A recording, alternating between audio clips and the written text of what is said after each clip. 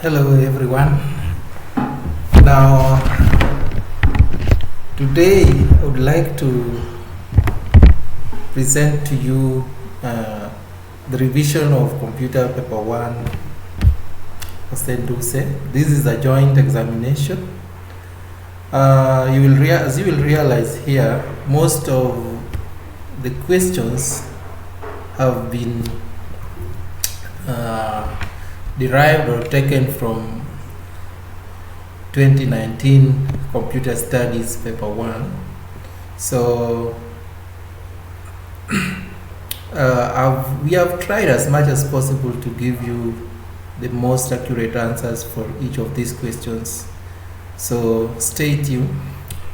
Now let's begin with the first question. The first question is asking that state the hardware technological difference between the first computer generation and the third computer generation. Now,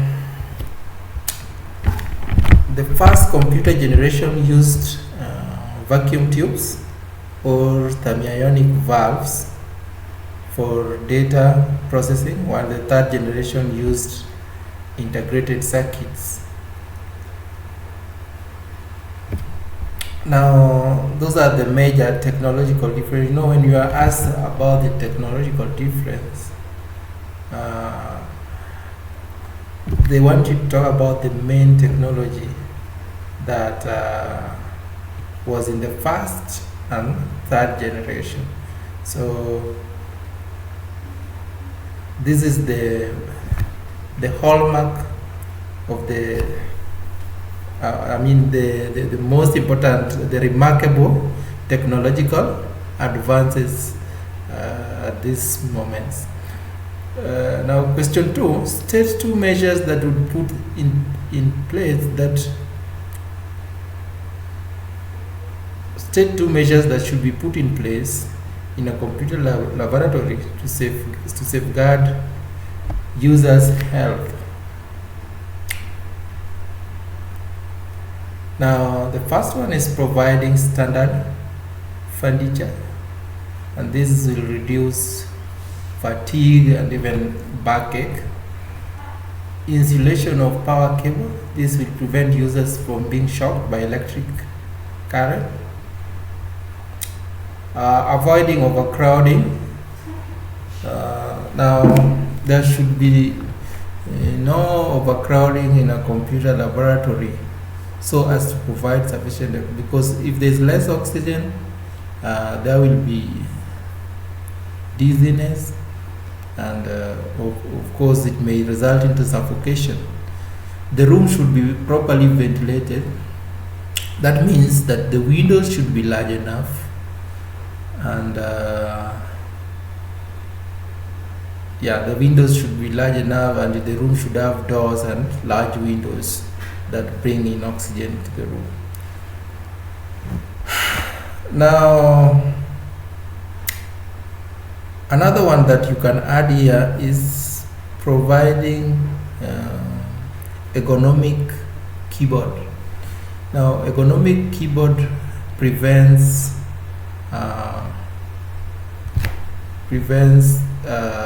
the risk of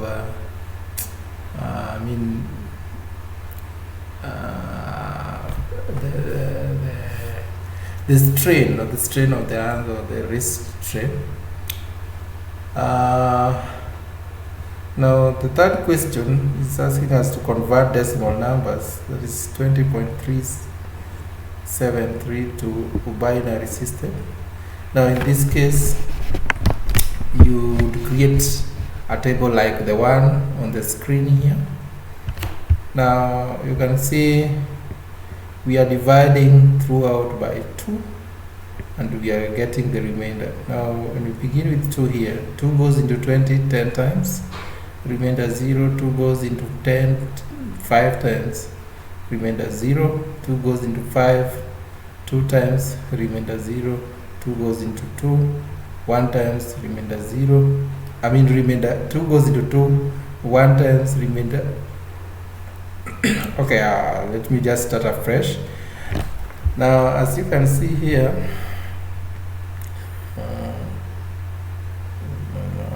Yeah, 2 goes into 20, 10 times remainder 0. 2 goes into 10, 5 times remainder 0. 2 goes into 5, 2 times remainder 1. Yeah, and 2 goes into 2, 1 times remainder 0. 2 goes into 1, 0 times remainder 1.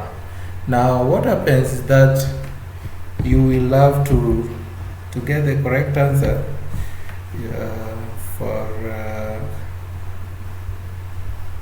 this binary. You will have to read it from bottom to top.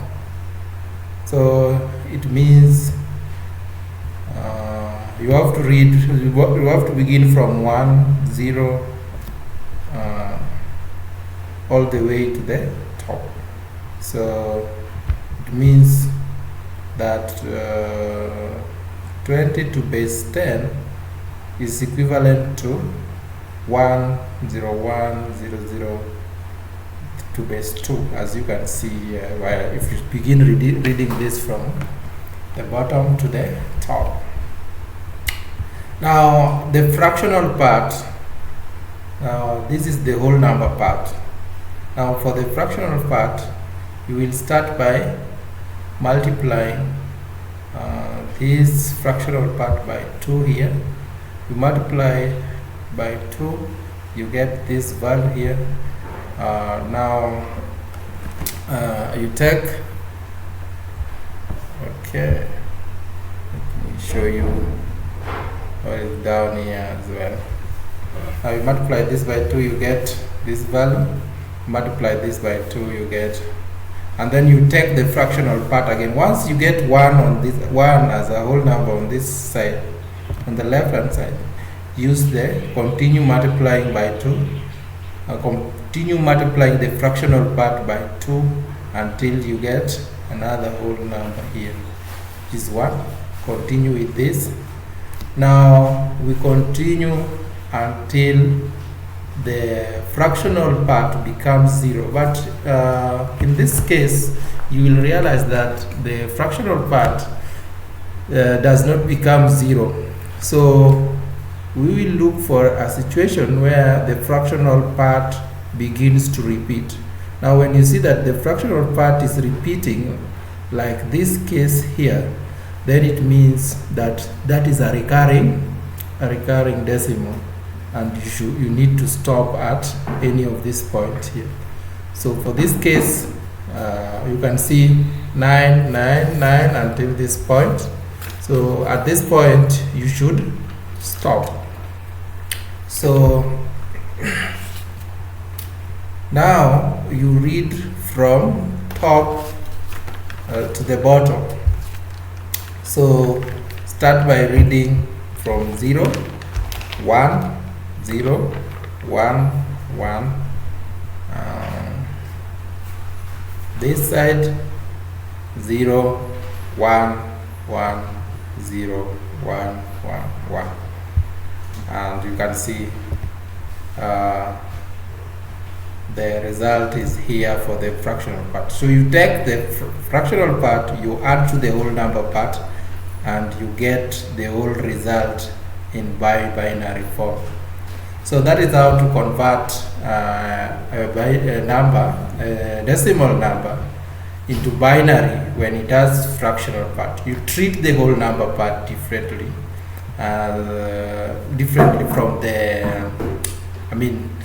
from the fractional part.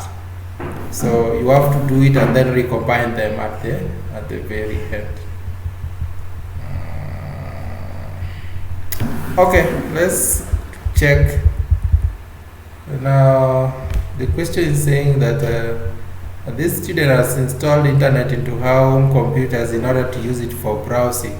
State 3 ways in which he would prevent viruses from infecting the computers. Now the following are some of the ways that you can use to prevent viruses from infecting your computers.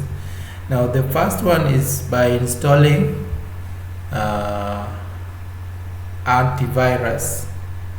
Yeah, of course it must be a genuine antivirus with all the functionalities enabled, because some people install antivirus, yet the antivirus is just a trial version with no with no full functionality to make your computer immune to virus.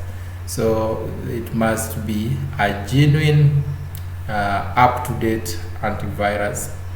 Installing firewall to your computer, so that this will prevent some sites that are that may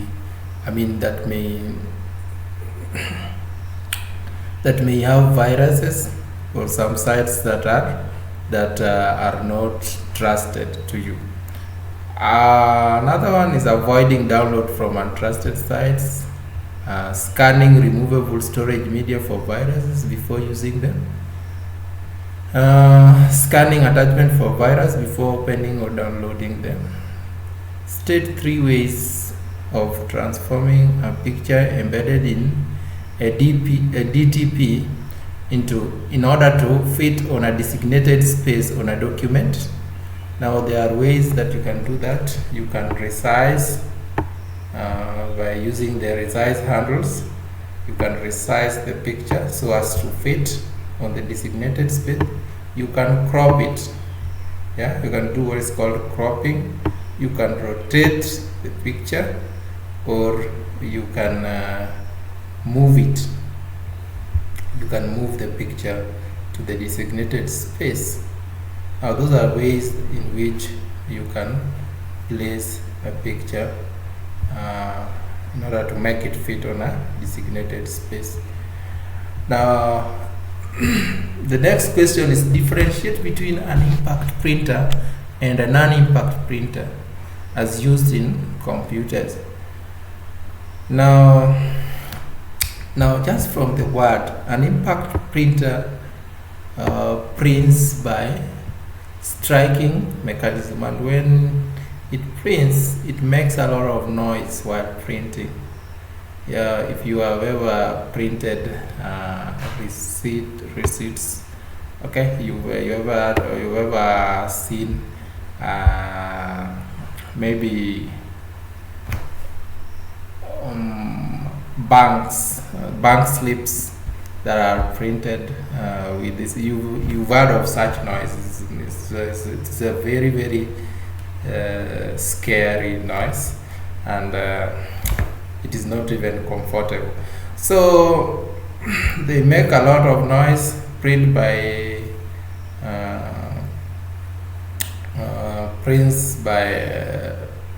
striking mechanism. More also, they print slowly. They take a lot of time to print a single document. Non-impact printers prints by laser, by use of laser technology, ink or thermal mechanism. Mostly this uses electrostatic technology. So the charges there's a way that the drum is discharged and recharged again. Now the non-impact printers prints quietly. For example, a laser printer prints very fast but quietly. So those are some of the differences between an impact and a non-impact printer. The next question is, describe artificial intelligence as used in computers. Now, artificial intelligence is a technology that enables computers to function just like human beings. Or we can say it's a technology of making computers perform tasks that would require intelligence if performed by a person. So that is what is called artificial intelligence. Now Now, for example, a computer can remember your face. Yeah, it can use face recognition technology to remember your face. So you see, that is something that is only can only be done by human beings, and the rest. They can also do some calculations when programmed. Well, those that which can be done by human experts, or diagnosis of diseases, and the rest. So that is what is called artificial intelligence. State the function of each of the following features of an email software. Inbox. Now, what is the function of an inbox? An inbox is a folder that holds received emails.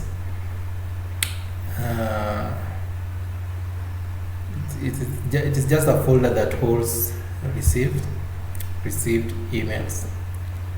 The emails that has been sent to you will be found in this folder. Or you can say is a name given to the folder where your newly delivered email messages appear. Name given to the folder where your newly delivered email messages appear. So an inbox is just a folder that holds received emails.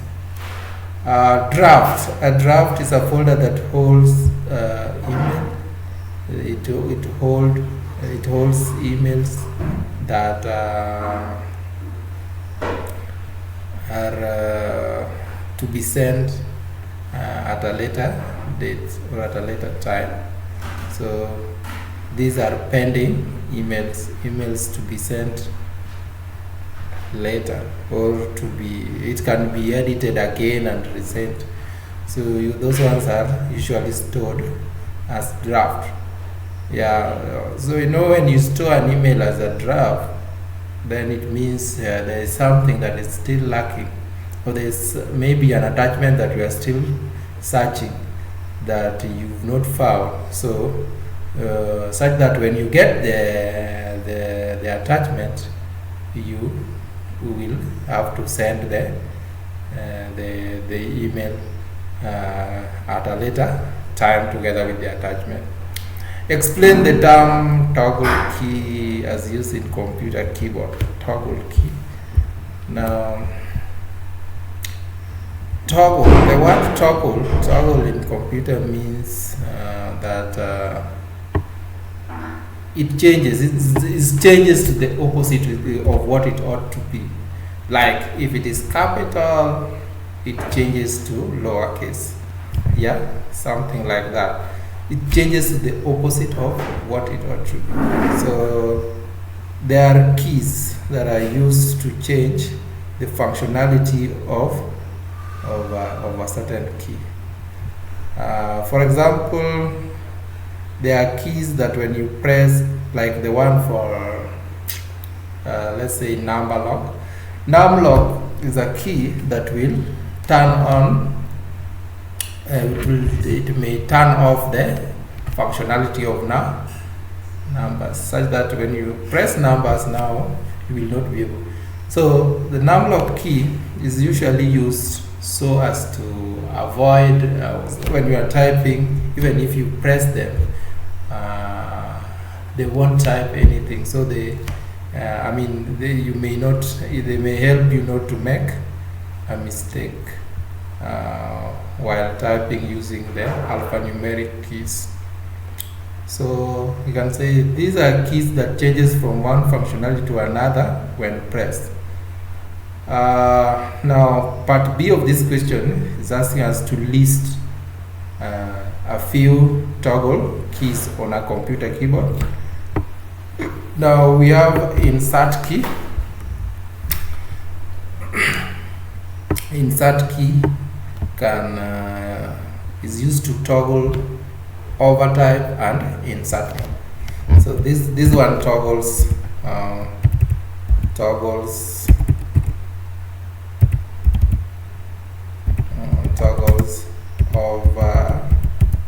overtype insert mode. Yeah, so it does that. It toggles overtype or insert mode. Then the caps lock is used to change to toggle lowercase and uppercase letter. So it toggles between uppercase. This toggles between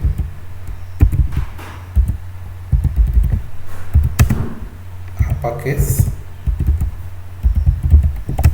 and lowercase. It toggles between uppercase and lowercase. So another one is shift and any alphanumeric key. If you use shift and an alphabetical key, then it is likely to change. It toggles uppercase and lowercase as well. So it is the same as the caps lock key. Now, question 10 is asking us to state the type of error that would occur in data processing for each of the following cases: entering the number 396 as 369. Now, which type of error is this? Now, because these numbers are changing positions, this is a transpositional error. So this kind of error is a Now, when letters change positions or they alter position, when the positions of numbers or letters change, then that kind of error is called a transposition error. Then part B, if somebody enters the text KWYS instead of KE. Now if you check these letters, the letter W and E, now the letter E is not part of this, and the letter W is not part of this other one. So it means this is a kind of a misreading. Is kind of a misreading error. So this is called a transcription error. Yeah. The person was seeing these keys as this. Yeah. So the person was seeing E as W maybe. So this kind of error is called a transcription error. The next question: state 4 factors to consider when selecting a software for use in a computer room. Now, when selecting a software, there are several factors that you need to consider. Now, the first one is user friendliness. Maybe it is a word processor. Is it easy to use? Yeah. Is it the one that a user would just get the very day and learn how to use it automatically? So it must be easy to use. It must be user friendly. Being user friendly means that it is easy to learn and easy to remember. Easy to remember what you've learned. Another one is should have a thorough documentation. Now, a software should have a good software should have a thorough documentation, such that when you can't find how to do something, then you would resort to the document. When you can't do something using the software, you would resort to. Now, documentation means both user and technical documentation. Software cost. Now, the cost is very, very important because it will dictate whether the software is affordable or not. Another one is the system requirement. Yeah? Does your computer have enough memory? Does the computer have enough memory? Is the software compatible with the operating system you are using? Is the software compatible with the operating system? For example, you cannot install a Mac.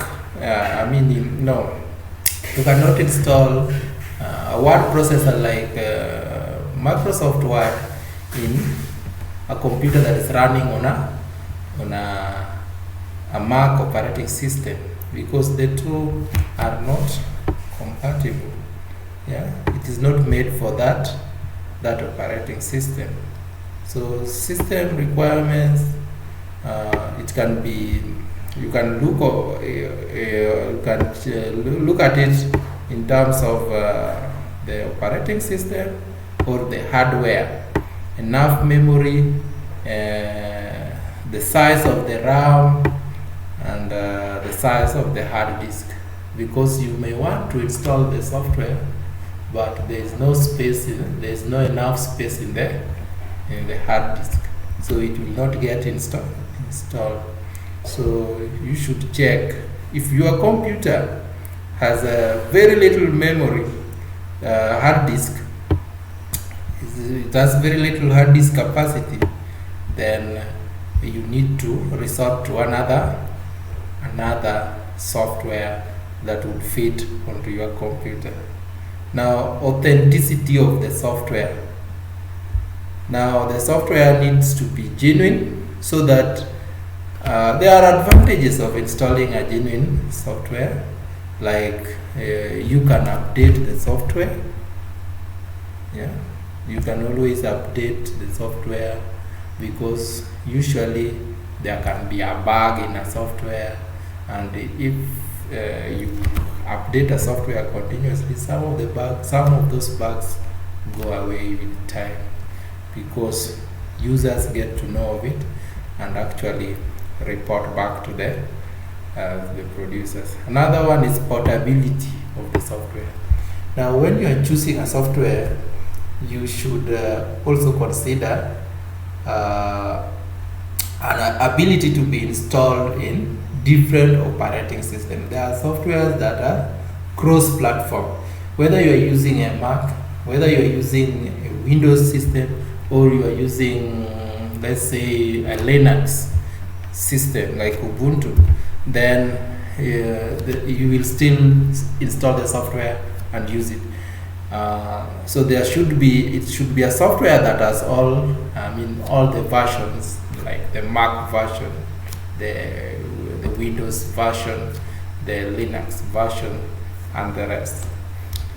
Now, those are some of the factors to consider if you were to install a software in your computer laboratory.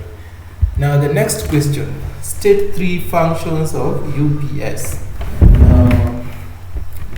UPS in full is an interruptible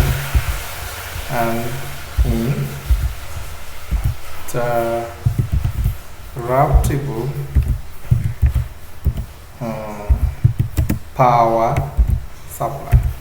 This stands for an interruptible power supply. Now,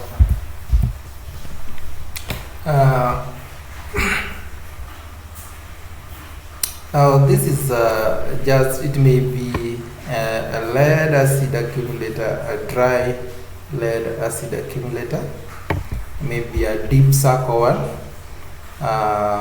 that is meant to keep you going when the power is down, or when there is complete loss of power. Now, they are usually connected to the power socket, such that when there is power, they charge. When there is power, this UPS charge, and when the power is gone, then it will still provide the power to your computer, and you still you will be able to complete and save your work.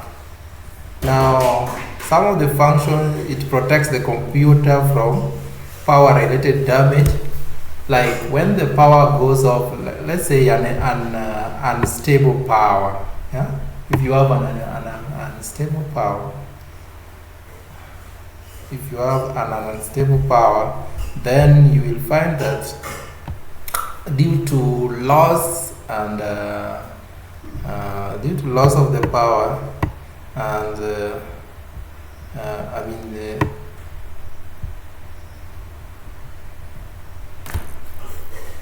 as the power, now when the power is lost and comes back immediately, then there is contraction and relaxation, or there is contraction and expansion of the metallic parts of the computer, and this actually weakens the computer. This is mostly applies to a desktop that fully relies on electric power. It has no battery at all. So when the power goes off and comes back immediately, then it will weaken some of the soldering on the computer's motherboard, and that when that happens for a very long time, then it will end up interfering with your power supply in your computer. So your computer may have power related problems. Number 2, it gives the users time to save data. Another one, it stabilizes power supply. Now when the power is low, UPS will just provide you with the normal power, since it is able to stabilize that power to its normal levels. So the next question, distinguish between table of contents and index. What is the difference between table of contents, TOC, and index? Now, table of contents is a list of section headings of a book or large document organized in the order in which the sections appear. It's just a list of section headings of a book or a large document that are organized in the order in which the sections appear. An index, on the other hand, is a list of terms discussed in a large document along with the pages that they appear. A list of terms discussed in a large document along with the pages on which they appear. State three factors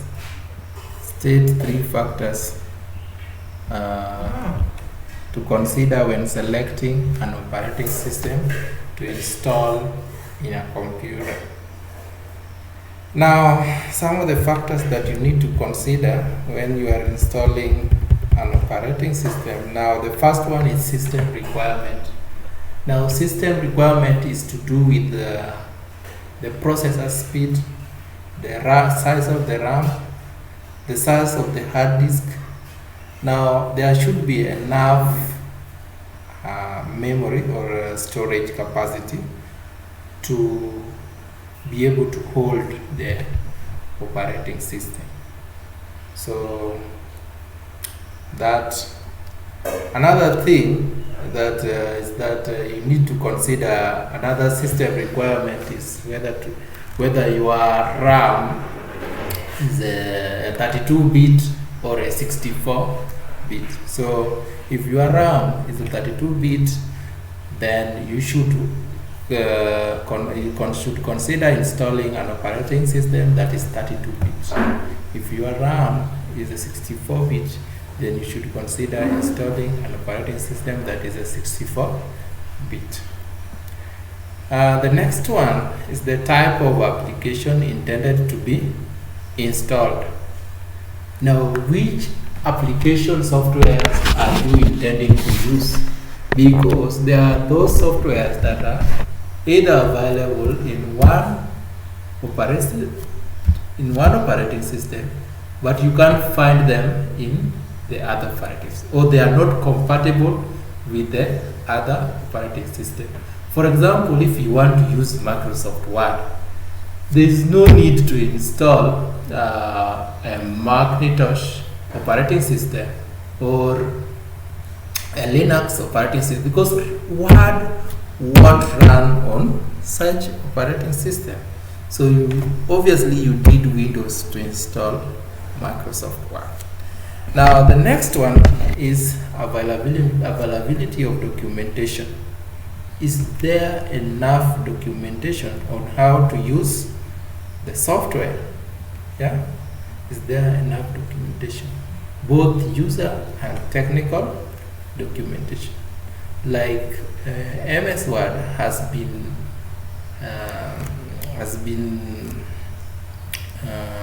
available for so long, spanning several years. Yeah, so there is a serious technical documentation that is usually either available online or even on CDs. Another one is ease of installation and use. Is it easy to install and use? Yeah. Now the operating system should be that which is easy to install and use. Like Windows operating system is very, very simple. Another one is number of processors supported by operating system. Now, how many processors are supported by the operating system? So you need to consider that as well, because if you are having a computer that has many processors, then you need to find a compatible operating system. Another one is processor type and memory of a computer. You need to consider the processor type and memory of the computer.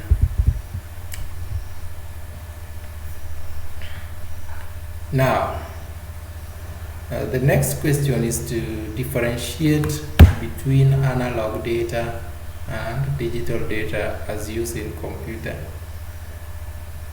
Now, digital data refers to data represented by two discrete states, either 1 or 0. On the other hand, analog data is data represented by a range of values.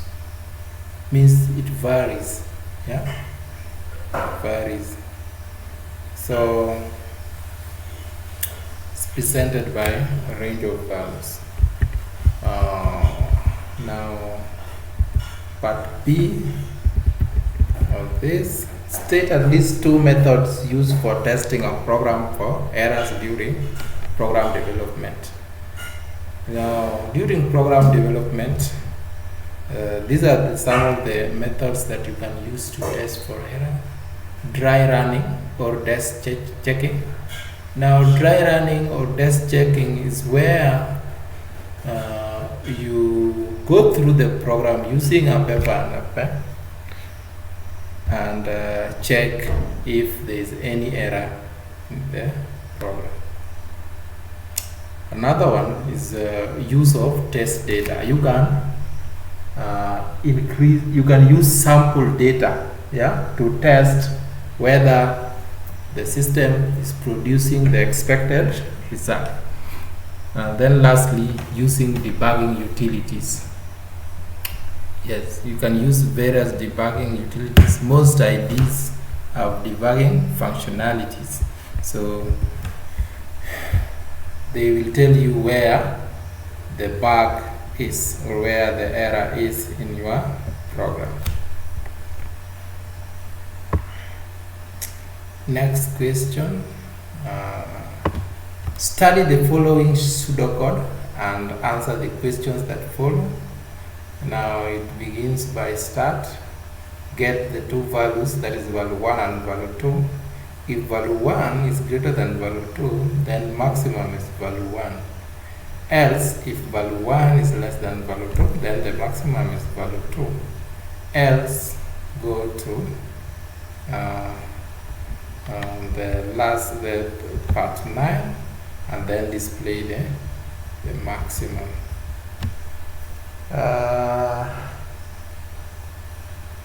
Now I think this part 9, this is maybe go to number 9. Then if maximum, if maximum is equal to value 2, else if value, then maximum is equal to value 2. Else, if this is not the case, it means that they are now equal. Then you stop, because you go direct and to stop, because what you are evaluating is not it does not apply unless if the two numbers are the same, then there is no number that is bigger than the other. So you just stop at that point. Else you will display the maximum value. State the purpose of the pseudocode. Now this pseudocode is meant to receive two values, compare the two values, and displays the maximum. Now draw a flowchart equivalent. Draw a flowchart equivalent to the pseudocode. Now you begin by start, input value 1, input value 2, and then check if is value 1 greater than value 2. Yes, if it is greater, then maximum is equals value 1, and you print value 1, print maximum, and then stop. If the answer is no, value 1 greater than value 2, no, then maximum is value 2, then print the maximum and stop. So that is the whole flowchart on that.